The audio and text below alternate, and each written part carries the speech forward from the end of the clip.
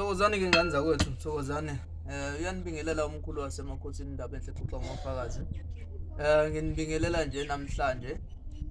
Ngithi ake nginiphathele nasi isihloko nansi impande umkhulu ayigayayo. Lena ke impande umuthi ozokwenza ukuthi uvuleke izinto zakho.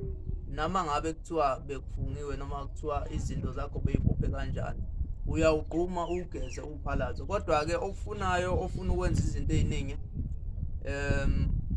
uzofika kumkhulu wasemakhosini asho ukuthi uyayidinga le khombo. Kodwa-ke ilusizo olukhulu kakhulu, ngisho ngoba nami sengiyizamile ngisayigaya-ke ngiyigayela abantu abaningi. Silungiselela-ke unyaka ozayo kwabathanda ukuqala unyaka kabusha befuthanda ukuqala ngempumelelo nangokuthi izinto zabo ziye phambili.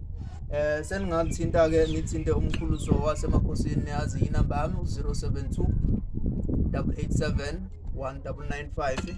Thokozani ke ngani zedlozi. There are still some more videos to come. Please stay tuned.